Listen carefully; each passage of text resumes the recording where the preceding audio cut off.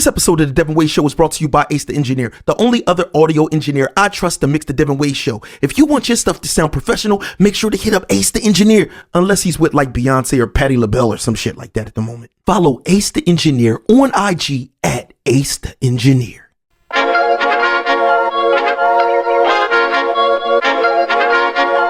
Dev Nasty.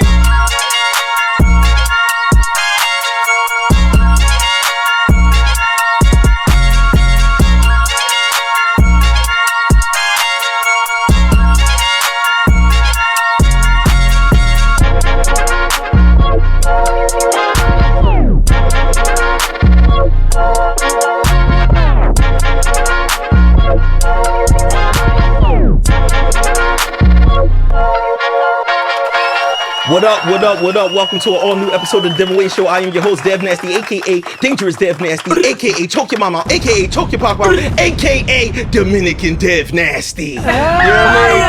I'm Dominican Dev Nasty now. Okay, papi. Listen, Dime lo que es, loco. listen, man, you see I came back, you know what I'm saying? Darker than normal. You know what I mean? It was a good experience. I seen you out there straw hatting it up. Yeah, man. He was on boats and shit. Yeah. And you told me that you was just very surprised that you just felt very at home because you was like, everybody was like blacker than you out there. Yo, it was true. Everybody was blacker than me, bro. And it was wild because it was like, I didn't hardly see anybody even like Wally complexion. Right. No, I'm dead ass. Like, I was completely shocked, but it was definitely dope. You know what I'm saying? But Dominican Dev is back. You know what I mean? Before we get into talking about the trip and some of the other stuff that's going on, already know to the left of me. Y'all already know it's your girl Walesca D, the fashionista, the one that's always throwing it on all day, every day. I gotta interrupt you. Why? Yo, right now, the way you're dressed, I look like right a virgin. No, you don't. Yo, no, you don't look like a virgin. You look like Queen of the South. Word. Word is mine. Yo, Nah, real talk. Yo, it was actually the signature outfit that she kept kind of like that they kept going back to when she was kind of like narrating the certain parts and transitions. It's the Queen of the South that talks to her. Remember, like in her, whenever it's telling her what to do all the time. I want to say that Teresa, her... Look, you heard how she said... That's right. Teresa. That's Ay, right. chavo. Amazing show and amazing actress. Shout to her. Sure. But yeah, I love that, It's giving me Jane the Virgin. No, it was giving me First Lady vibes. Jane the Virgin, though, Monica. Too. But yes, I understand that because she does. I'm trying to look at you to see if I see a virgin. It's white. You meant like just the pure. Oh, okay, like okay, pure. I like okay. I get it now. I don't know. Well, the man to the left of her is y'all know what it is, man. It's your boy, man. It's doubles, man. 2 P's, man. Y'all know where to find me, man. In the swimming pool. You know what I'm saying? Not mine. God damn. He beat her last time, so he's not welcome back. She been on me. She been on my paws, but she been on my top since since she got here. Like, little spicy attitude. What's up with you, Mama Cita? First of all, like, what's we up? have personal spaces here on the what's couch. What's up? Dev has to, tell Rich how to, sit and stuff because sometimes Porta Rich do too much. But he needs to understand this is my space. That's his space. Just don't invade my space. Your arms can't come over here. Yeah. She miss me. This was worse than that though. Porta, I'd rather Porta invade her space than what he does sometimes. That he show like might creeps not over. Look at him right now. Listen, no. But what he does is he leans out of the camera like he don't care. Me over here. It's like, bro, you have a monitor right in front of your face that shows that you're not on camera no more. But it's my boo. But he definitely puts his hands all in Wally face like this the whole. Man, listen, man. Show, I'm still eating pretzels, and I'm still. Well, nah, I ain't been putting nothing in the pretzel. I didn't go see a frog, but still double P, baby. And of course, we got our gurgling. You forgot our gurgling nasty girls. Pause. I don't like that. Yeah, she got me when I forget, and I know it sound a little, but at least it's coming from her. Oh my right? God. When it sounds like a gargler. Yeah, so what we're going to do is we're going to go to her. You usually go to somebody else first, but we're going to go to the Mixed Mud with the big butt. It's all good. It's your favorite mulatto, Monica. Yeah. At the Devinwade Show. Yeah, and she's just learning where she's supposed to sit on the camera and all that type of stuff. And then, of course, we have also to the left of me. It's your girl, Sin City, and they over here saving the best for last. You heard that, y'all. Y'all heard that, and they got their fishnet outfits on and everything for y'all. But yeah, man, I just came back from DR. It was actually my first time ever being out of the country. Right. Ever. And number one, I never vacation. I hate You did say this on a previous episode. I hate vacationing, and I'm like a workaholic. Mm-hmm. So when I go on vacation or go do something, my brain is constantly worried about what's going on where back you're not. home. Yeah, like and things do fall apart when I'm not there. But I was worried about that. But this was like kind of like my first time where I literally like left laptops. There was nothing I could do for you, and I got to like enjoy the trip. You know what I'm saying? Right. And I was four-wheeling stuff that I just don't do. You know what I'm saying? I be at Omi in the Hellcat crib all the time. He got a whole fleet of them shits. I won't get on them. What? I don't. But you went to Punta Cana and got on a 4-wheeler. I was that you had to pay for. I was in my. But you went to one of your good friend's house and rode on it for free. Yeah, but I think it's a difference of environment or something. You thugged it out the country though for the family. I'm gonna tell you what really happened. What happened? So when you there, right? I don't drive, yo. I don't have a driver's license. I'm afraid to drive. That's my biggest fear. So when I got there and I wanted to ride the joints or whatever, my girl was like, yo, they want to know if you got a license in order to ride one of these joints. So originally she was like, well, listen, you could just ride on the back of mine. She had you on bitch mode. She bitched you. That would have been worse than when they had Hove on the jet ski. Yeah, that right. Picture, with the helmet. Yeah, with the helmet, they had my boy looking nervous. Yo, no, so I was like, hell no. I'd rather just either make a fake document or, when you in these countries and you seeing how it really go down, $100 going to get you anything in the world. Sure. You know what I'm saying? So I'm like, nah, we ain't doing that. And I went and got my own joint or whatever. And I was a little bit nervous on that joint at first, but then it just was like playing a video game. It was perfectly good. You know what I'm saying? Because you didn't have to work nothing with your feet. Yeah, it's automatic. It was all with your hands. Yeah. So it's like playing a game, and that was no problem. My problem is I got a heavy foot, man. You know what I'm saying? I'm only good for like kicking shit and shit like that. You know what I'm saying? Did you fall or anything? Did anybody fall? Okay, good. No, I was completely smooth. She was like, I'm shocked by how good you're doing on it. Have you ever went jet skiing then? No, I never went jet skiing. It's very similar with like just your hands. Mm-hmm. But I went jet skiing once and I held on so tight because, you're in the middle of the ocean. It's so scary that I dug in so hard that I cut open my thumbs. And I still have like 2 scars to this day from where I was squeezing so hard. I was so scared. It was gears. What you was riding had gears. Like gears? Like, or was it automatic? It was just a, no, it wasn't. It was just a button. It was just a button that was like your gas pedal. No, I have to press nothing with my feet. It's you just had it on the thing. It's automatic. But your steering was solid. Yeah, solid. So it's safe to say that we might as well just get you like a doom buggy or something, and then you'll be up and down 676 on like an automatic doom buggy. Could you imagine seeing Dad I can see with a helmet on in the winter? Like, yo, look at that weight. I can see it. Then he ain't got to worry about us having to come to get him. I just be like, Dad, pull the 4-wheeler out. No, in the winter on the freeway. Yeah, pull the bench out with a bike or something. big coat and shit. Right.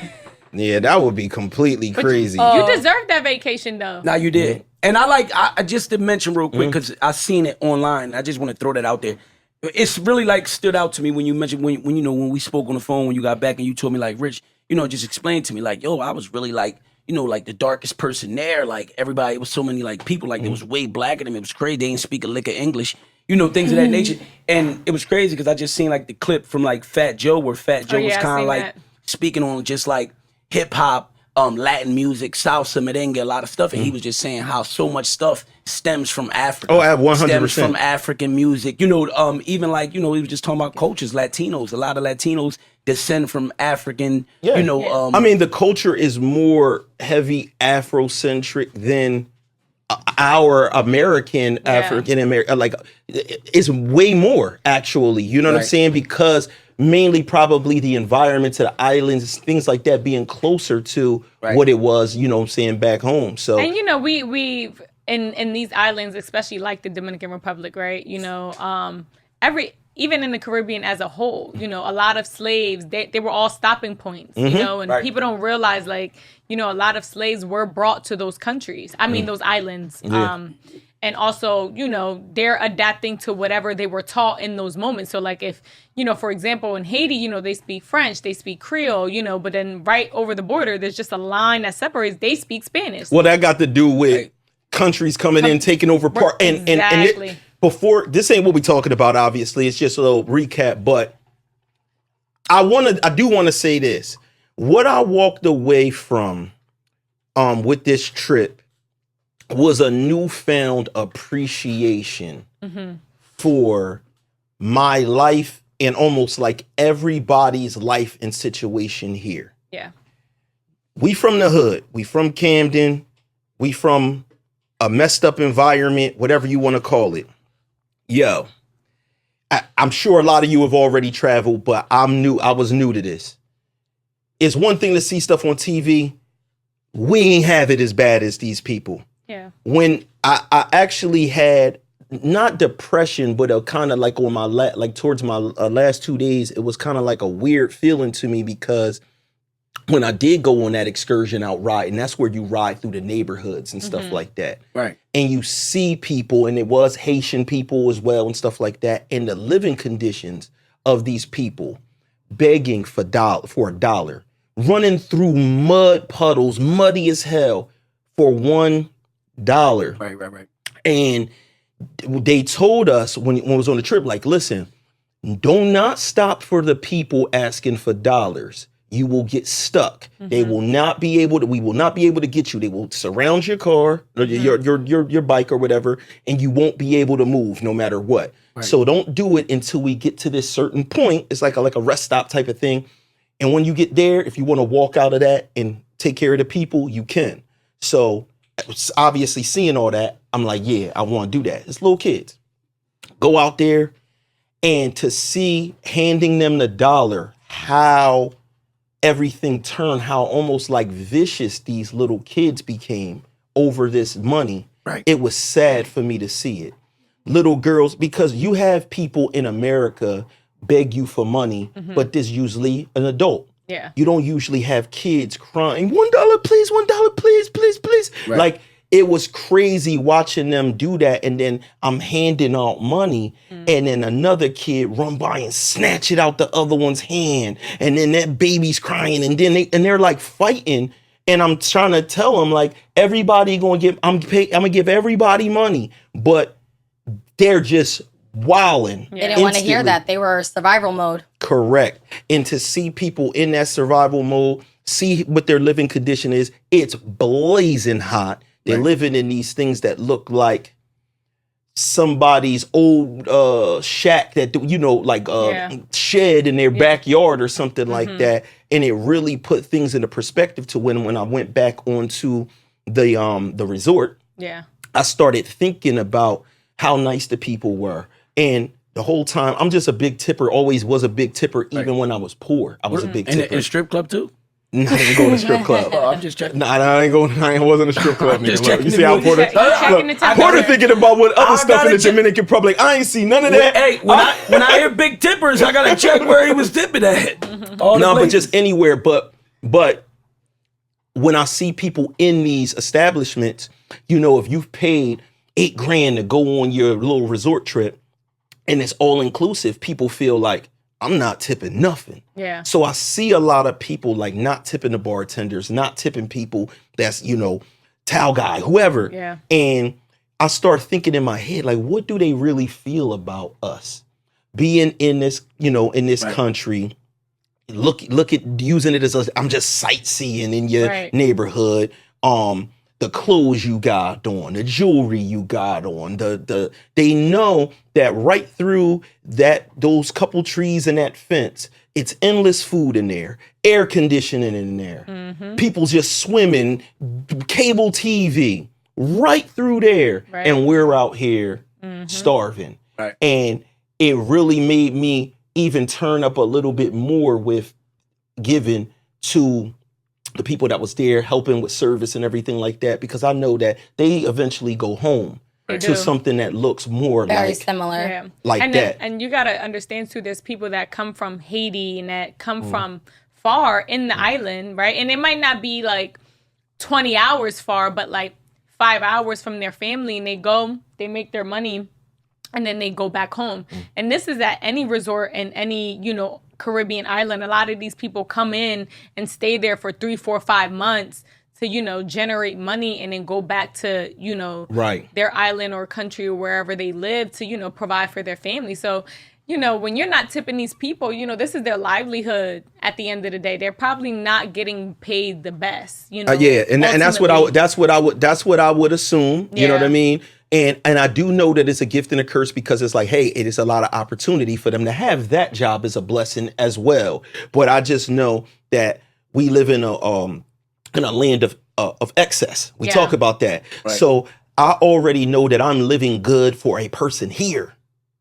I know that I'm living good for people that live here. Right. So if I'm looking at people that live in this country, it really may be like, damn, I wish it was even more something I could do. And that kind of just plagued my mind with the trip. That was the only, I guess, down part for me. But it did make me come back with a huge appreciation. I feel like super rich. Like I feel like Bill Gates. Yeah, make sure you appreciate everything that you have and the things that we hold value to, right, really doesn't have a value anymore. You're like, damn, like I praise this, whatever it is, and I praise these clothes, and I hold all this as, such great value. You come back home, you're like, man, to be able to walk home and turn on a light and turn on a TV, I appreciate that. Right. Like, it's just the little things. And that's why, like, those type of things, like going on vacation, helps you clear your mind. I love going on vacation because it literally level sets you and you come back like, you know what? We know you love. Yeah. We know you love traveling. yeah. No, I do. I like to like Wally, out. Listen, Wally, one of the people that they be like, look at her with her white, all white Balenciaga shoes on. Damn it. But listen, I get down and dirty. Don't get it fucked up. My family do live out there. They live in San Cristobal, which is like 30 minutes from the capital. But I have family members. My dad, they built that house from ground up. With all the brothers, all my uncles, they did all that. So it's a lot of. In DR, it's a lot going on out there, That's how they do it out there, man. Yeah. It's not like, any other country, they all suffer from their own, like, criminal, like, government, stuff. Yeah, it's very different out there, but, if... So y'all know what to do then. When you on vacation, put a little something to the side for the people working. You know what I'm saying? Yeah. Just make sure you leave a little bit. Leave it like they have a family they gotta go contribution. Next, I gotta go to Brazil, man. I gotta choke somebody in Brazil, man. You go to Brazil, listen. Hold on. Speaking about next. Why are you choking someone in Brazil? Because Brazilian jiu-jitsu. It's the motherland. Yeah, it's the motherland. That's what they do. Did you choke someone in DR? Something else. No, it had nothing to do with it. Dominican jiu-jitsu. You ever heard of that? I heard about something else that's popping in Brazil, but we'll wait until I get to Brazil, and then I'll tell y'all about it. Your mind always in the gutter. I mean, Brazilian butts is like the following word. Perfect. Oh no, I was saying next. Since we speak about next, I had something that somebody needed some like our opinions kind of like on. Oh, okay, yeah. So I'm trying like just get to the next piece. Okay.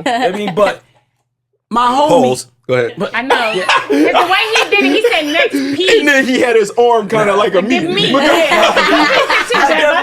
That's wild, crazy. Now y'all gonna make a chat attack me talking about I was waiting for a piece. He was. Don't deal with that, y'all. All right. But all right, so my homie, right? My homie want to know what we feel about this and kind of like get our opinions, right? My homie like my age, right? What's your age? It's not. Hey, yo, Wally is constantly like this. No. It's all up. I'm 40 plus. My age. They don't even know my age, but just know. No, they kind of know. You're saying my age. We kind of. They need to know what area in which they're. Listen, everybody fucking calling me OG already, so fuck it. OG it is. There. Yeah, I'm there. But my man like my age, right? So his younger brother, he got a younger brother that's like 19, I believe, right? Okay. Yeah. So the younger brother stays with they pop. Okay. Right? The older brother don't stay with them. You know what I mean? But they all, they talk. They still got all relationships. The older brother got his own life. Yeah, got his own life. Of course, he's 40 something. He better. But you never know. shout out to my band. But The younger brother that stays with the pop is like, he a little different. He older for one. The pop older. I believe the pop is like in his 60s, like 60 something. But an older guy that I guess do good for himself, take care of himself, I'm assuming, for the most part, shit like that. And he dates like younger, always kind of like dated like younger Jones and had like kind of like younger Jones. That's how my grandpa was. Go ahead. Of course, he's not with their mom or whatever. He's not with the mom or whatever. So now the pop has like a lady that's like his fiance, lives in the house, everything with the pop and the younger brother, the 19-year-old brother. And the lady, I believe, is like in her like 40s. Okay, so she's around our age and shit. Yeah, she's around our age and the same age as like the older brother, almost. So what's going on is that the younger brother told the older brother that he's starting to feel like a little kind of like awkward because the younger woman that his dad is dating, his stepmom, basically kind of his stepmom. This sounds like the episode of the Talk Heavy podcast. Do you remember that one? The stepson and the mom? They was with each other. Behind the dad's back. So go ahead, continue, Porter. Yeah, well, he fucked her?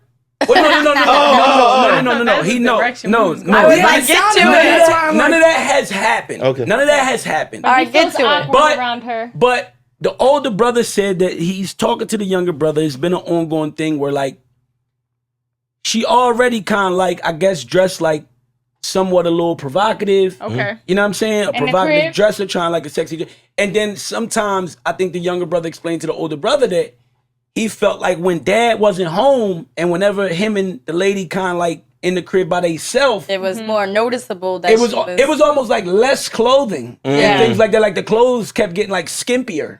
And like, he kind of like feel like she might be trying to fish. So hold on. So, all right. I think it doesn't necessarily mean that she's trying to fish for sex, but she definitely looking for a certain kind of attention. Right. And kind of likes the idea because nobody's that dumb. If she knows that she's in a nice age range, and her dude is an old head, getting that rise out of she knows what a 19-year-old and boy how long have they been together? But just for the dads, like just for his protection to be on his side, like because the older brother explained this to me. The dad is cool with that. He like his woman like that. He like her like kind of like just I guess free body in the crib.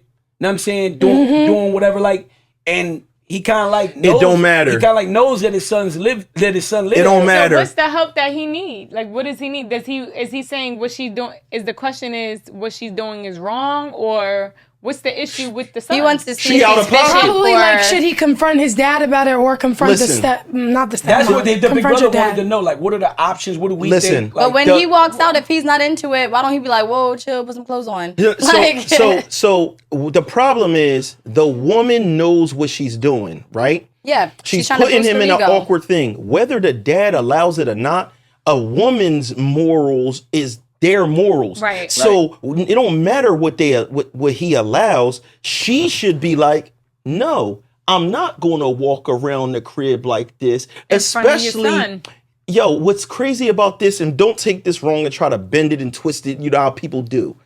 It would be even less of an issue if there were small kids. Like they didn't know the difference of what was going on. Gotcha. A boy in his sexual prime. Right. You know what I mean? You don't want to do that around teenage boy who's different. Like they ready to just tackle everything. You already know they like this at the drop of a hat, ready to go. And you walking around the crib in some see-through shit. You see the nipples poking through the nightgown. You loose titties is gonna do a nigga in a young nigga, you know what I'm saying? You can't do shit like that, and it should be her that notices and says, yo, I don't want to walk around. It's no woman that don't know when she's naked or whatever. Yeah, I agree, but then to a certain extent, I just be thinking like I have came across and kind of like experienced like these free body, free spirited kind of like, because I remember a time, right? And I just want to mention this because it reminds me of it. Like I remember I grew up in my block used to be like a lot of Jamaicans.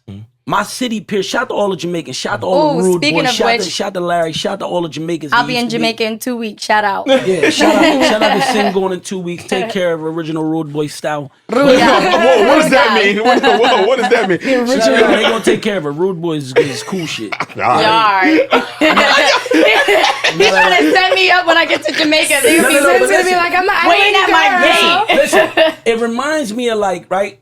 Because I remember when a lot of my neighbors were Jamaican, and I remember these certain neighbors at this one time. It was these like three Jamaican ladies. They lived in a home, and all of their shirts was like the netted shit that like y'all got on right now. I promise you. I know what you're talking about. All the shirts was like that, like and if they wasn't like that, they was baggy like a regular shirt and with like the sleeves off. Shout out to Prodigy. He said, "Put holes in your shirt like Jamaican clothes." We know what you was talking about. Yeah, yeah. So, and they used to always like come to the door, be at the door, come sit on the step, and to be honest, nipples, heavy nipple play. When they wore like this, they're just comfortable. I think, no, absolutely, and it might be a cultural thing and when they wore like the sleeveless shirts, it was a lot The of side boob. breast action, a lot of side boob. And it's like the guys in that culture probably get desensitized to it because they're like, oh, they do that all the time. Listen, so it's not like they're getting aroused from it. People, no matter what, She could be Jamaican. no matter what, no. you know where you're at. Would they wear that shirt in Saudi Arabia? No. Because they know where they at. Yeah. So what I'm saying is people know where they at. But she's at home. No, So what I'm she saying knows is where she's at. if you're here now Yeah. and you notice no women here have their nipples out. Nobody here is naked. You know what's going on. It's a culture shock. Maybe she's still learning. Like, Well, no, we can't. First of all, time out. Time out. We're not gonna sit here and say that what she's doing is okay. Oh no, it's not okay. Number one, first of all, how do we know that she's doing something it doesn't matter though. This is someone else's child. This is not your child. Do you know what it sounds like to me? So what it does is, God forbid, and we're not saying that this happened. So if he came at her, not saying that, you know, that's the right thing to do. He'd still be wrong. He'll still be wrong. Yeah, right? even if But she was asking for it. If you're out here giving that message, he's 19 years old. He might not be reading it like, oh, this is how she wants to be. He might be reading it like, oh, she's trying to get that is how he's reading it. Dangerous territory. But what he could possibly really be tripping. He could probably It's not about how that person is tripping. It's how it's perceived. Anybody walking in that situation will perceive it the same way. Right, if I decided that I was just going to walk out here, I'm getting changed in the change room, and I just walk out with the tighty whities on, just out, and I'm gonna just act like I don't know that everybody sees what's going on. No, I think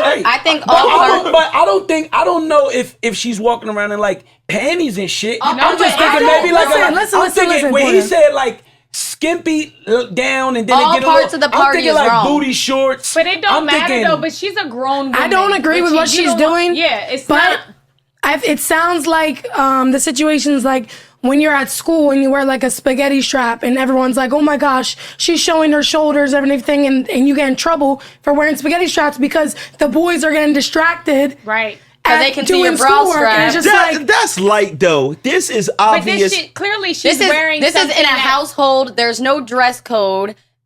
She's a grown woman and this is their son. So my whole thought process is everybody's wrong.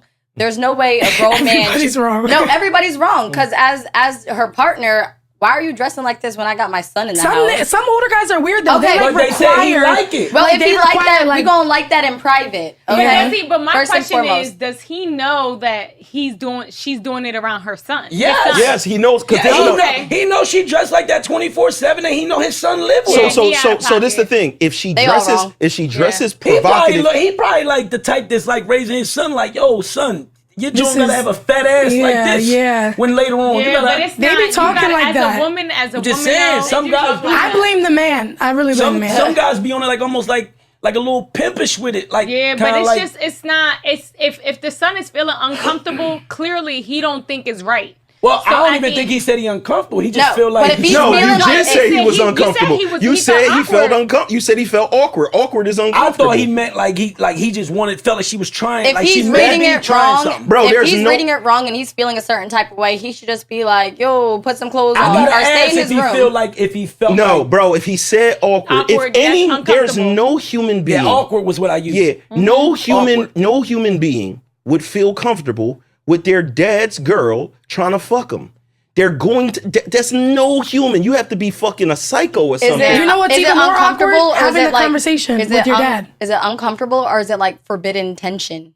Like the tension's And there, that's and probably what That's he's still trying- uncomfortable. And that's, No, for- probably what he's trying to figure out. but I like- want to know if that's what he's feeling. Yo, he's Right. 19. The nigga got Pornhub. He done watched this scenario mad times. He might even be thinking about it. And she's doing all the same steps. Yep. If she's in our age group, she probably seen them same fucking movies. She's living them fucking out. No, for real. She's not an idiot. Yeah. She's not an idiot. agree. But you know There- her So mindset. is it really like his kind of like his age and stuff like that really like kind of like makes it like very wrong? No. because Because he's this- older. If No, he it was- doesn't. It doesn't even matter. As a woman, and first of all, this is not your child. This is somebody else's child that you feel as though it's okay to walk around damn near butt naked. Like, So I'm Even sorry. if it was- even Porter, if- change the situation and say that she dresses like that around his friends. All right. So peep this. the husband's so, all right. friends. So let's just do this. On top of that, we're going to just have this as a general topic, right?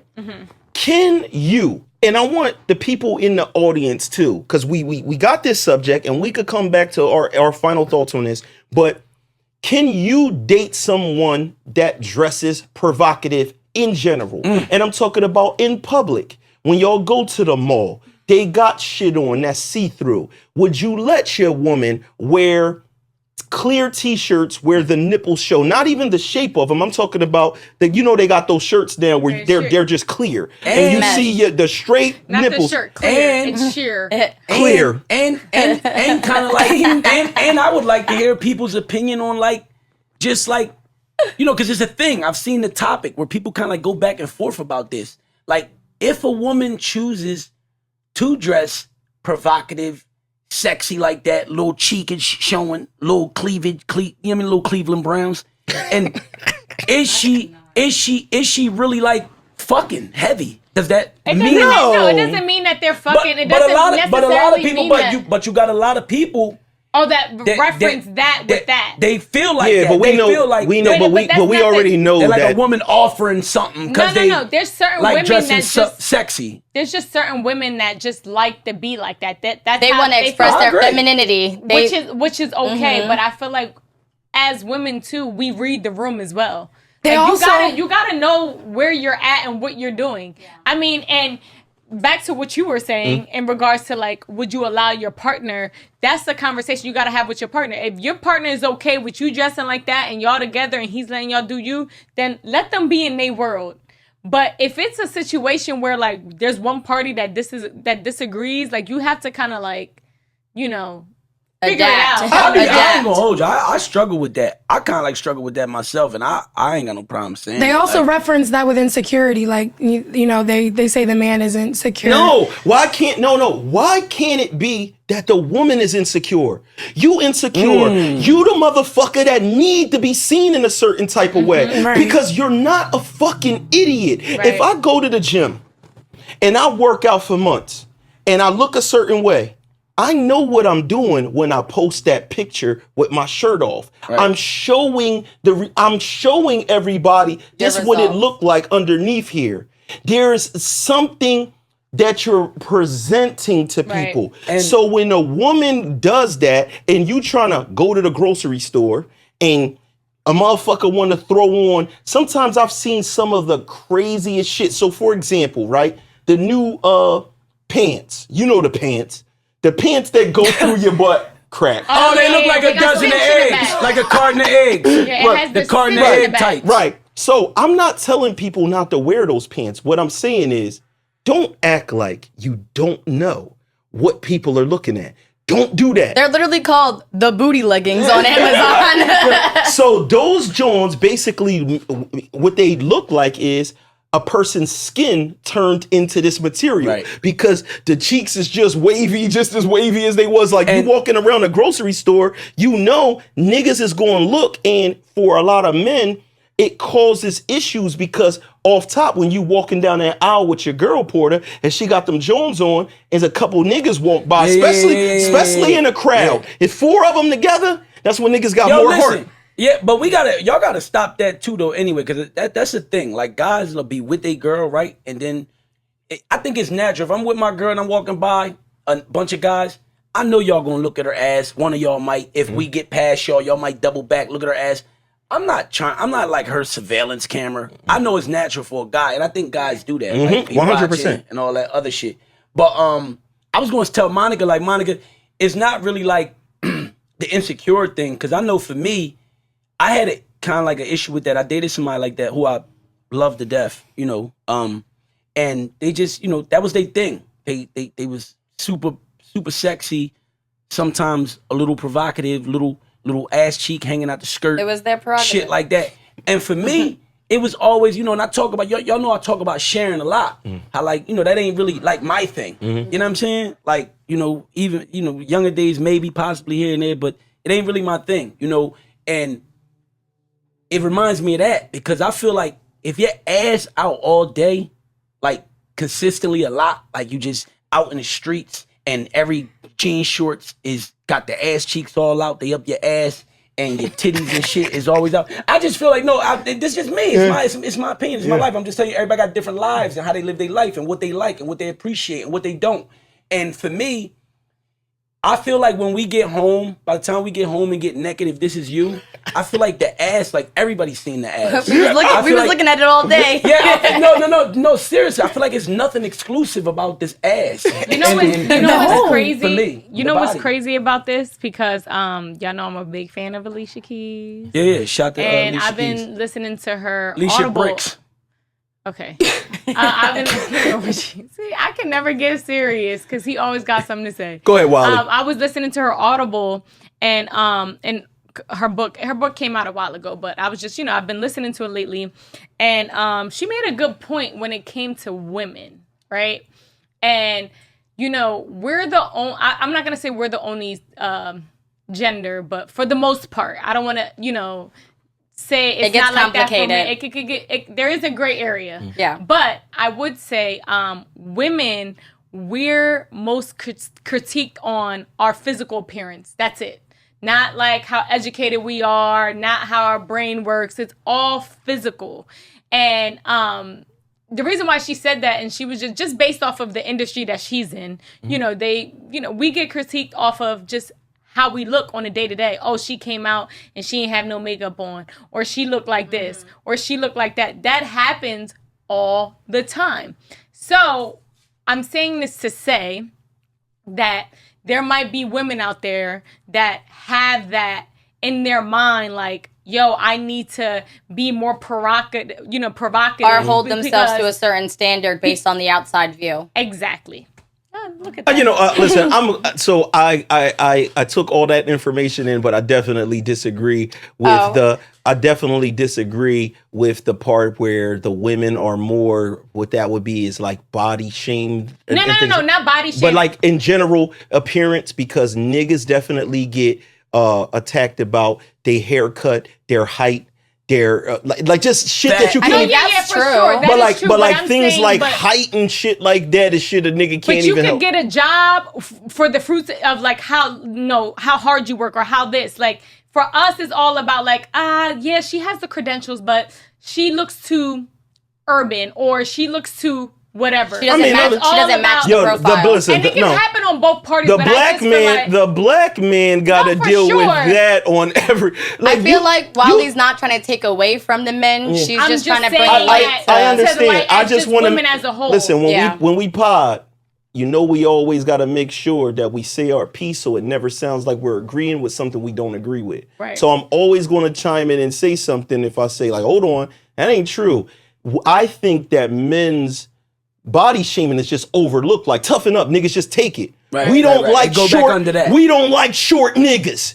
You're a lower form of human being. Or the guys that skip leg day. That's how they act. But at the same time, for women, they go the extra mile, like referencing back to what we were talking about, dressing provocative or doing like this because they feel as though they need to, spice it up or step it up because of what they're hearing on the back end of what people are saying ultimately. So just so I make sure, because I know my man gonna be like, Rich, like, I just want to get him some closure. What do we wait? Because I don't feel like she really like violated in any way. Like where if she's keeping it regular and normal like she does every day, then I guess in a way she's not violating. But I just feel like doesn't make it right. The 19-year-old is not going to have the conversation. It's even more awkward to be like, Dad. He can't have a conversation. It's not going to. Like, with Dad or with her? He needs to have a conversation with his dad. He's not going to. And let us know. You don't go to the woman. You go to the dad. That's your dad's girlfriend, fiance, whatever. And you speak to him. What if his dad say some shit like, what, you don't like fat asses?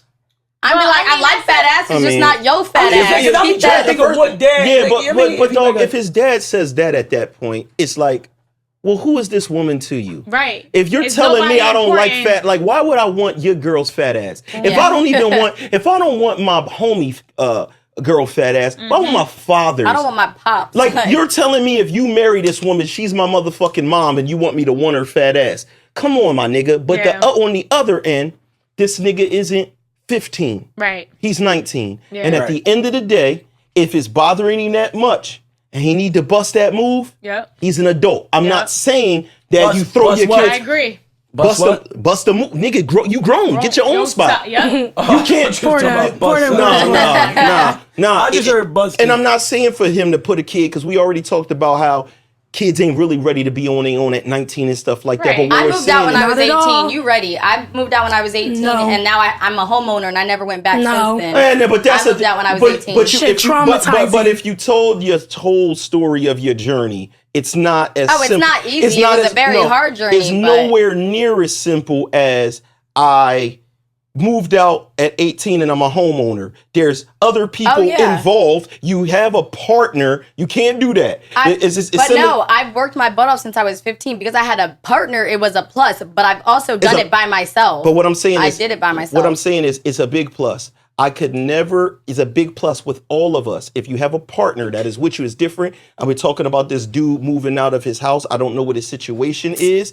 And I'm saying he could be in college. Right. He could be going to school. If he's going to school and everything is cool besides this one thing, I'm not saying for him to necessarily move out. What I'm saying is we do have to present the fact that he is an adult, if legally.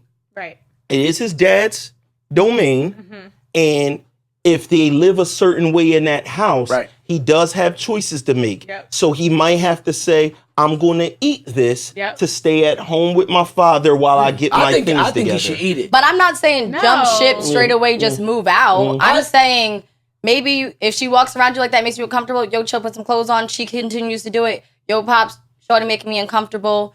That's not working. They're either going to say, well, if it makes you uncomfortable, then move out. Or he may say, it is making me uncomfortable. I might just leave. I keep getting flashbacks to like Friday when like who was it? The uncle that had the wife. Hold on. Was that part two? That was next Friday. Whatever, but you know, like his wife was just super friendly. His wife was super friendly with Q.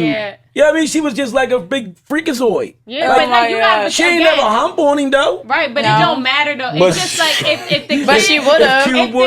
She would have. If the kid was, if he's feeling uncomfortable and he said he's feeling awkward, which still means uncomfortable, then he needs to have a conversation with his dad.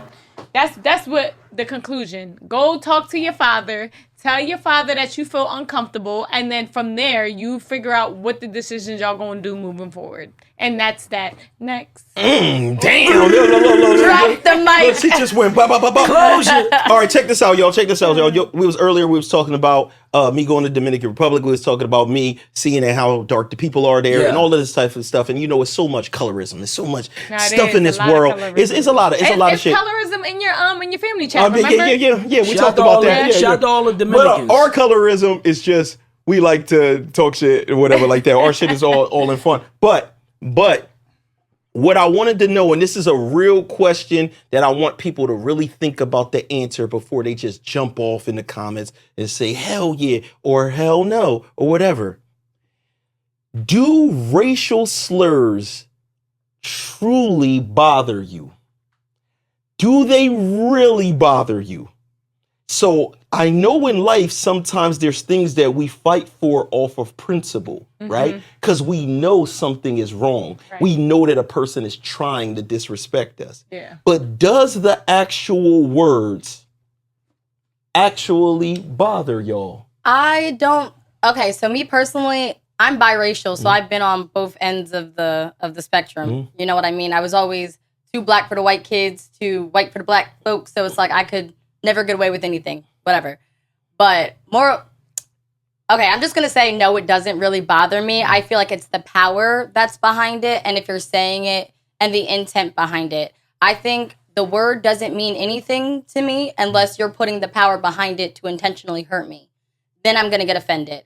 But if you're singing a slur in a song and you're just going along with the lyrics, he's just singing a song. I think people take that way too far.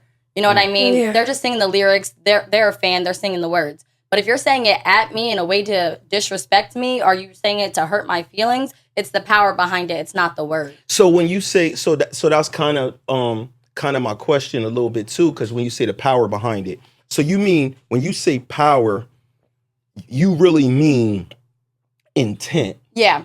So because some people might say when they use the word power, they might mean, does the person have the power to do something to you? Oh yeah, no, like it's different. Right. Like for example, intent, right? It's the intent. I said both. But what I'm saying is, if an old man at a grocery store, for me, some old random dude at the grocery store has a issue with me, and he calls me an N-word or something like that, am I really mad? Or do I really just be like, whatever, old nigga? Like, I don't even care. It's different if the police officer says it to me, somebody that I know has power over me, that could harm me because his power with this. It's like, this means something right here. This that old white dude at the grocery store, I could pluck him in his forehead, knock him out probably. You know what I'm saying? Like, he doesn't have any power over me. So for me personally, you don't think you could fuck the cop up? What? No, I'm in a lot of no. I mean, it's not that you can. It's like, am I going to? It's like a nigga's going to shoot you. Before you get to the ratchet, can you choke him out? Yeah, but even that, nigga, you're going to prison. It's well, like what I'm saying is, no matter what, they have power. That's the power. That's the power as well. The power that if I smack this dude, I'm in deep shit. Yep. My life is interrupted. I got a lot of good shit going. I got shit to do. Yeah, don't listen to Porta. Don't smack no cops. Since you said that, right? I didn't want to know if you gonna choke them. And it's these words that we, that I want to say we got accustomed to, right? These are words that were created to derogatory words to kind of like belittle us, I guess, right? Do you think that maybe sometimes we don't care because we're so accustomed to hearing it in our community? Well, only with the N-word, but what I'm saying is the N-word's not the only word. There's so many other words. When people say, cunt is just a cuss word. That's not a racial slur. It's not a racial slur. It's not a racial slur, but it's a slur. Cunt is a gender. But what is the actual cunt is a pussy. It's a vagina. Yeah. But what I'm saying is something like when and pussy gonna get you in a fight whether you say cunt. See, cunt to white people is a bigger word. Cunt to black. Yo, in the hood, it's definitely pussy. No, if you call somebody a cunt in a black community, they almost don't even care. Whatever. But when you say pussy, what the fuck you just say to me? That's different. So are we only talking about the one word? No, I'm talking about. Listen, at the end of the day, when a person doesn't even know that you're Hispanic. And ignorant, racist people will just group all people that are Hispanic. Right. To them, you are a Mexican, Guatemalan. Wetback. So when they say a word like that, when you really think of these words, because white people got where's the that most. come from? That word's crazy. That's a racial slur for Latino. Swimming across the border. You know what I'm saying? Swimming to get into the country. So what I'm saying is, even something like that, when I even think of the definition, and it's like and obviously I can't be in, because my people got their own plight. I can't be in their plight. But when I just imagine that, it's like, okay, so you said we swam over here to get a better life. fuck you. I'd be Okay, like, y'all kind of borderline swam over here too. Y'all came in a motherfucking boat. Yeah, You should be like, at least I can swim. right. So if a nigga called you like boat ass niggas, you know what I'm saying? It's like it really, or they use those words that would start throwing them back. Colonizer, right? Start saying shit like that. You know what I'm saying? But you have a point. So I think for me, I think it's not necessarily the word in the moment. I think it's, like you said, I think it's more of like the power behind it. The like intent. if there's someone and the intent, the power behind it and the intent. Both of them so together. if there's power behind it with intent, that's a different conversation. Yeah. Now it's like I don't know if you're trying to harm me or I don't know what you're trying to do. But then again, there's scenarios where, like you said, there's the person in the grocery store that's saying, I'm like, ain't nobody paying you no mind. I might call you, I might say something back, but like it might not affect me as much as it will when there's power behind. That's like my boss saying, you this. So that's what I'm talking about. I feel like too, a lot of people, like, because as soon as they say it, they'll be like, oh, you're racist. And it's not like necessarily racism. I feel like some people will say it to offend you, not because they're racist, but just because they know it's going to hurt your feelings, if that makes sense. Oh, so I still think, no, you're right. But I still think there's so many things that you can insult a person on. Yeah. Right? So many things that when you go to that one, it's something in you. It's something there. If that's in your weapons, in your bag of weapons, it's something there. I wanna say, right, this is a deep drawing, right? And I got like two pieces that I kind of like want to elaborate on if I don't forget, because something else that I'm thinking they got to do with this. But for me, I think we was in the early stages, we was taught that these things were derogatory things, right? Spick, nigga, mira, wetback. You just better name them all. No, because we was around all of them. Chinks for the Asians that had Chinese stores in our communities, things of this, right? We got wind of all of these, right? Now here's where I'm gonna get a little different later, just to bring it back, because I've seen something recently that is making me think somewhere else. But I believe that we took a lot of these things that were kind of like supposed to be negative, that were created by, I guess, other people, maybe other cultures that didn't really understand. And I think we embraced them just like us in the community. A lot of most colored people took the word nigger that other people used to use with the ER and converted it into nigga. But they never did that with no other Spanish words. Nobody Spanish calls themselves a spick, bro. But we did. We did call each other. Absolutely. Our first rap group was STS. Some thorough spicks. Oh shit. STS. Maybe it was the because more you know. Hold on. Hold on. Now you I can't know. speak for all Spanish people all over, all the Puerto Ricans everywhere, New York, Puerto Rico, all over. But I know. Can I ask you something? Was there ever a time where your homie was like, yo, Spick, what's good, my brother? We cracked so hard. No, but like nigga is a term low-key of endearment to certain people. I mean, they would be like, look at that Spick over there. We joked so hard. We joked so hard when we was young. But there's a difference between joking and then using a word on a daily basis as a form of endearment. Like, yo, this is my nigga. But Spick was around. Spick was around but it's for around, us. but it's not around where we're like, yo, this my Spick. Yo, we Spick. I get that, but we didn't need that because we was already each other's niggas. So it wasn't. That's the difference. But what I'm telling you is that we embraced it all. Right. We embraced it all and just didn't let it kind of like bother us. In the beginning, yes, we believed that it was kind of like created somewhere by somebody to try to degrade people and belittle people and disrespect people. Right. But we took it and we kind of like embraced it. I know for us, and no, we wasn't just running around like, yo, I'm the Spick.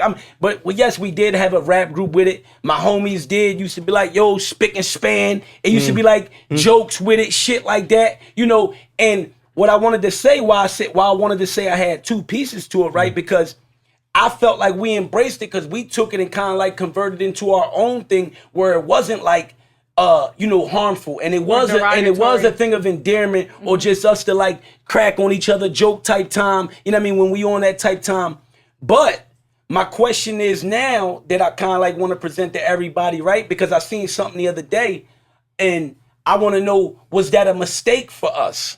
Was that a mistake for us accepting, you know, each other in the hood young? Because I always tell, you know, one of my like best friends, coworkers, she always talked to me about when I use the N-word, you know, and I explained to her, like, yo, you know, I'm working on it. I tell her, like, yo, I'm working on it because I understand you. I know it's other people that don't understand how I came up. They don't know me from a can of paint. To them, it could come off offensive. You know what I'm saying? I want to travel the world. I want to meet people from all over. So I tell her, I'm working on it, but it's not easy. It's not easy when it was embedded in our culture and in our vocabulary and in our terminologies, in our ebonics for so long. Can I be honest answering that question then? Yeah. I'm going to be honest. It's not going to be a popular answer. I don't think it's a mistake. I don't. I think that no matter how controversial it is, there's going to be an age gap of different people that got different opinions. But when you talk about, because the problem with the word is there's two definitions, and it's all on context of the sentence. It's all about the intent in the sentence. No, but what I'm talking about is sometimes when people say niggas, they talking about black people. And I'm talking about black people. They be like, bro, I went to the joint, you was surprised, all niggas in there. Right. They know what they mean. And then some people could say, yo, we went to this party, bro.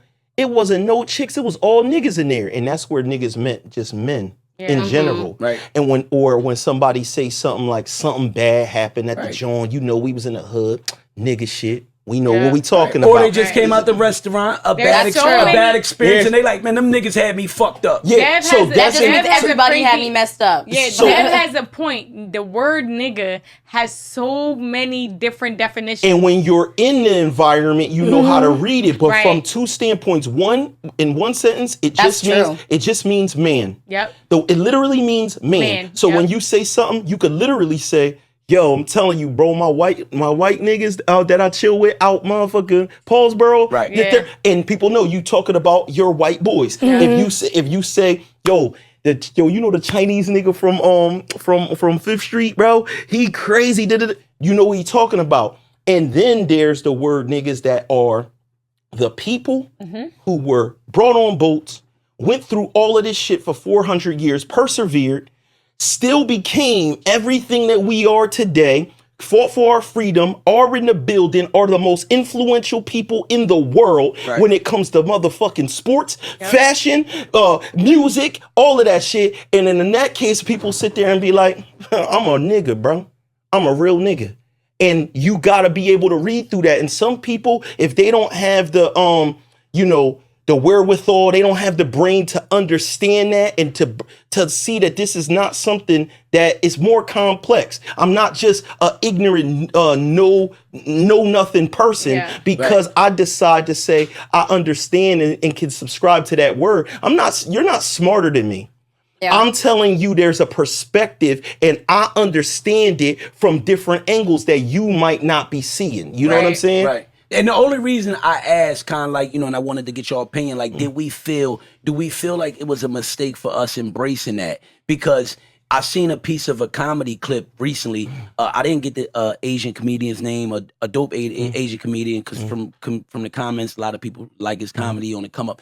And he was talking about how kind of like, I think he was saying like in China, I think he was Chinese if I am mistaken, because he was using the word chink. And he was talking about racial slurs and how like, colored people, mainly black people, took the word nigga and we turned it into nigga and turned it into a word of endearment and we all use it. Nobody has an issue with it.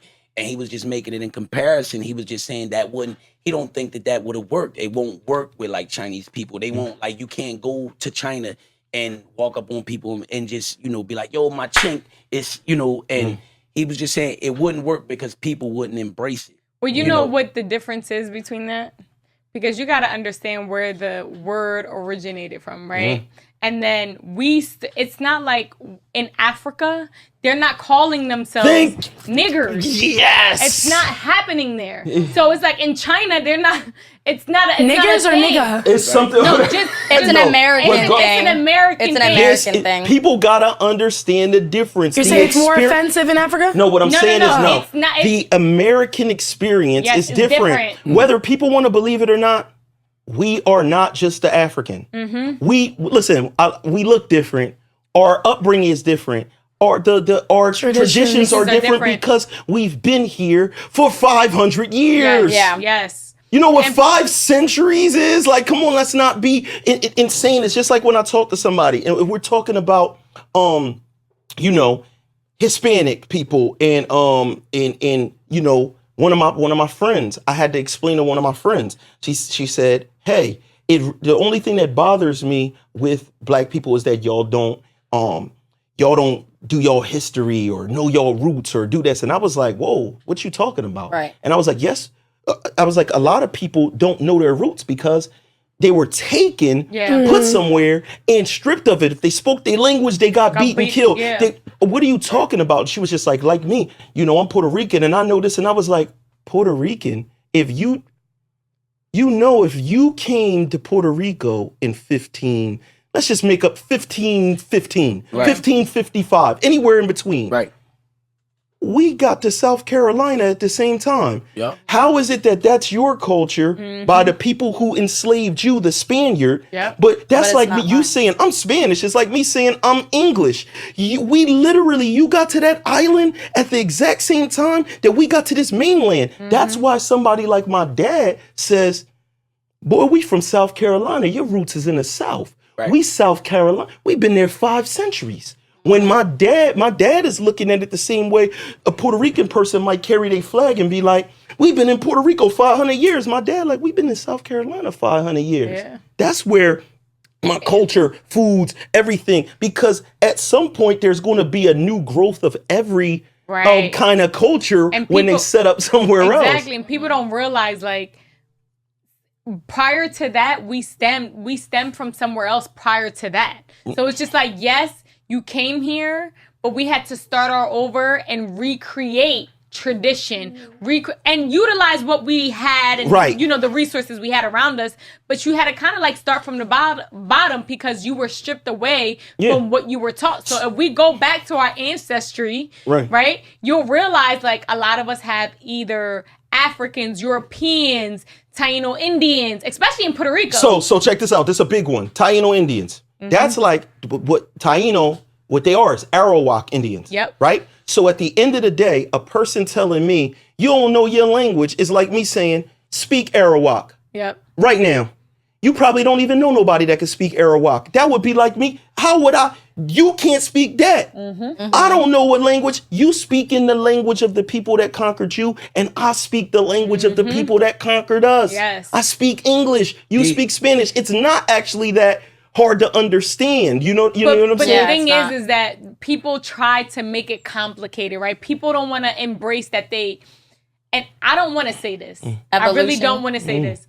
That too. Evolution and change. But I don't think people want to embrace that they might come from African descent. Or they might come from this descent. Nobody wants to claim that. Right. But at some point in time, you might have came from Listen, hold on, real quick, Porter, before you get to that. So I had to do my little, you did your research. I did my 23andMe and my Ancestry.com, and my joint came back heavy with the England and all of that shit, like 25%, right? But what my girl, she would always say Spanish. Like if you ask her, I'm Spanish. All right, I made her take one of them Jones. Right. When that Joan came back with that heavy Congo, African, you feel what I'm saying? Yep. And then it was Portugal. Yep. More than that, it's like you got to understand that there was travels and where people ended up and all of this type of stuff. And it's interesting. Go get your DNA joints like that. If it's $100, y'all, spit into a little vial, send that joint off, and get mad when you find out that you got other siblings out there in the world. But not just that, but everybody likes to lean. What she said, like the hatred for the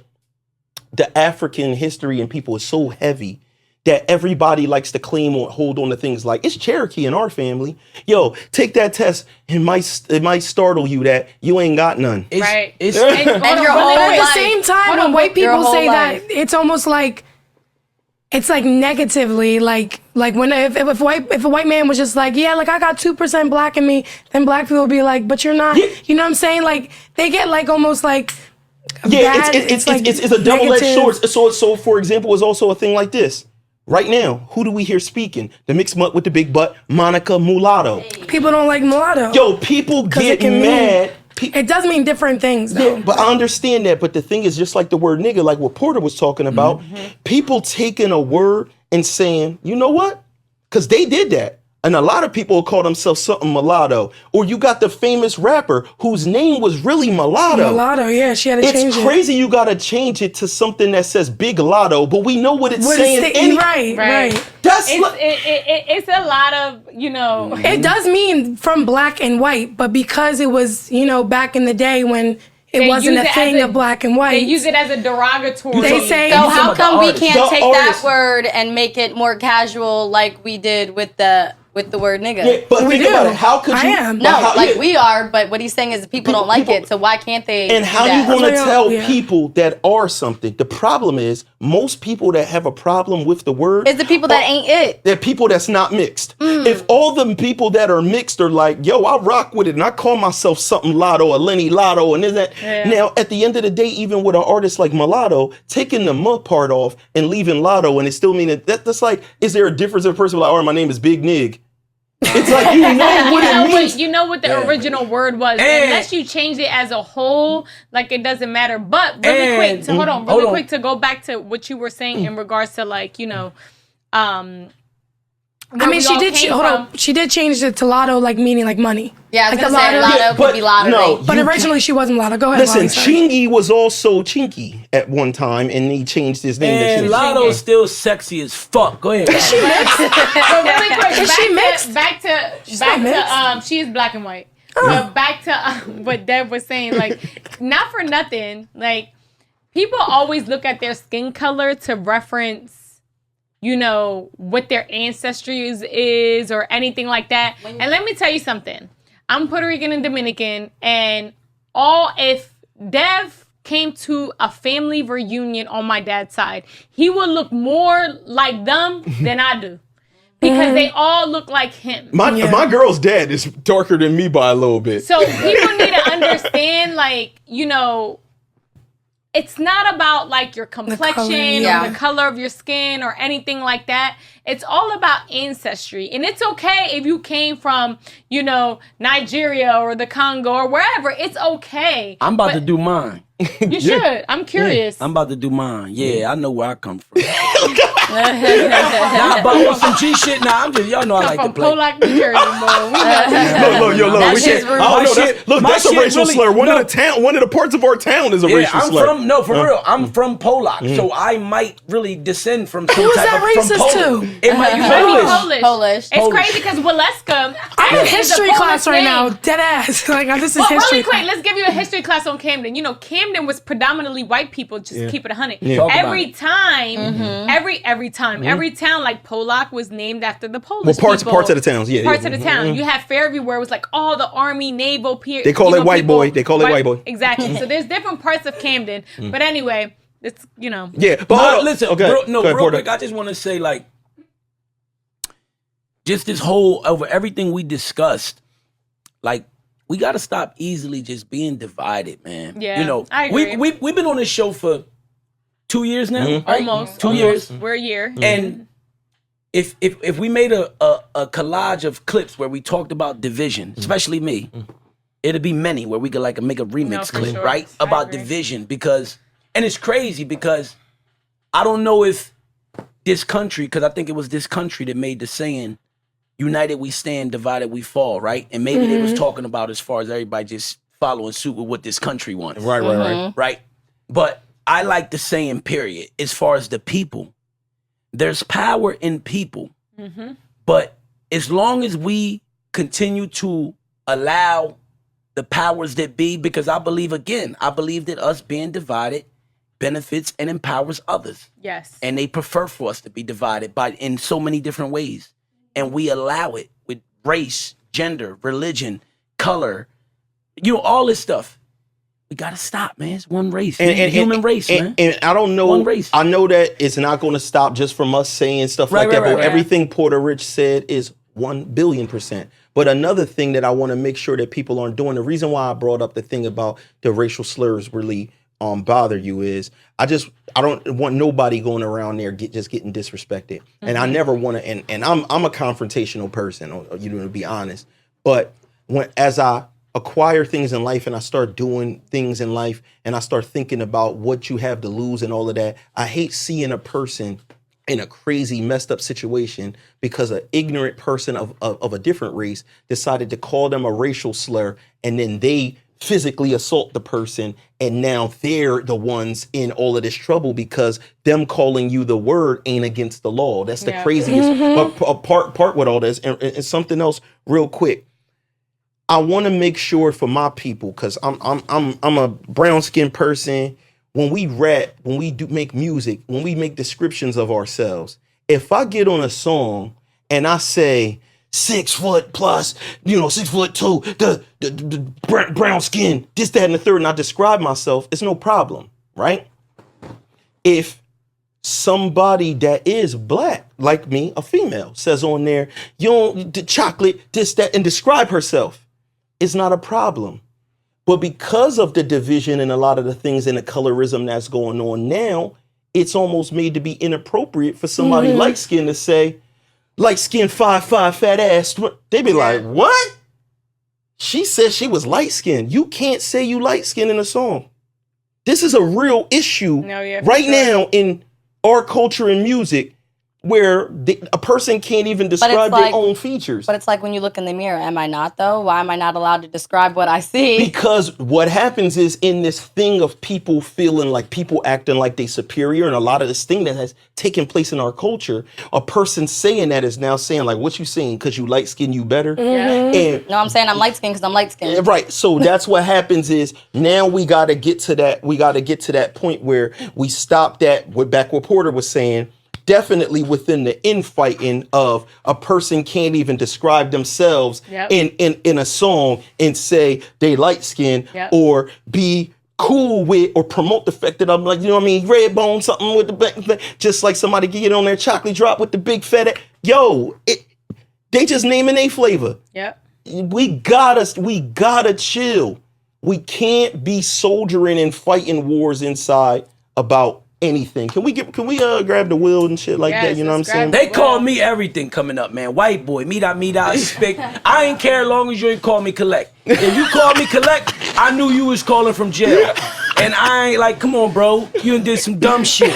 Now you trying to reach out to Porter. Yo, back in the day, my phone used to be, I remember my old girl back when I was young, like 19, 20, 21, being so mad about our phone bill off those collect calls from niggas. Bro, like that. Shit is crazy. I think they wrote my landline down, my home landline. I think they wrote it down in the jail, like on the wall somewhere. People called us for years to the point where my mom was just like, that's enough. It's ridiculous. Word is bond. People we didn't even know try and call like, they said this was Mikey and Richie number. In the hood. I'm like, man, y'all gotta be kidding me, man. This you know what's is crazy? Like them jail calls back in the day used to be different. It's like, do you really accept? Did you ever decline? Nah, what? Well, so you accept the collect call? Yeah, because you have a collect call from. I mean, first of all, like I said, they had the number. So for a person to have the number, you kind of like already assumed it was somebody you knew. But then when I found out that my number was written on a wall in the jail. Like, this Mikey and Richie. Because Kansas so small. Kansas so small. Like, you be surprised. You go in jails in the hood, and niggas used to really, like, tag their name on the bunks. I was here, such and such from this street. Right. And motherfuckers will really see that shit or come back, see it again. Motherfuckers will go home like, I seen your name. Like, it's crazy. And our number spread like that. Our fucking phone number spread it in the jail like wildfire. People was calling for years. That's fucking actually hilarious, yo. Word up. But so listen, man, we about to get this wheel. Who gonna spin this joint? You know what I'm saying? Let's do it. The fish net is out. Let's go. Y'all know they're gonna be in the chat with the rods out. What? I'm just saying. Fish nets. We just saying anything. Fish nets bring out rods. Porter, shut up, twerk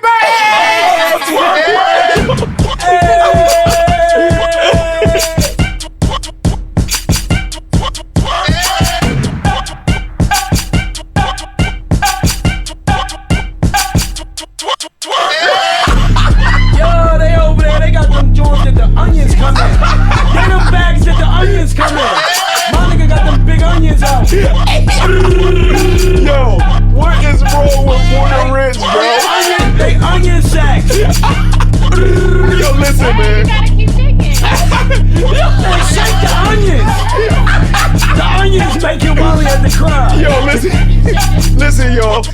y'all for tuning in for another episode of Devinwade Show. Don't forget, September 18th, we live. Outside, let's go. Get them tickets. Make sure you get your tickets for the live show club Dubai. You know what I'm saying? I still got one. Hold on. Let's go.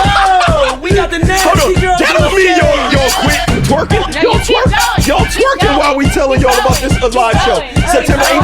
September 18th, Dubai nightclub, Camden, New Jersey. Make sure that y'all there from 4 to 8. It's a day party on a Sunday. Come check us out. Come get wild with us and everything like that. Get your tickets. Eventbrite.com. Just type in the Devinwade Show. You know what I'm saying? For myself, for Walesca D, for Porta Rich. We out of here, y'all.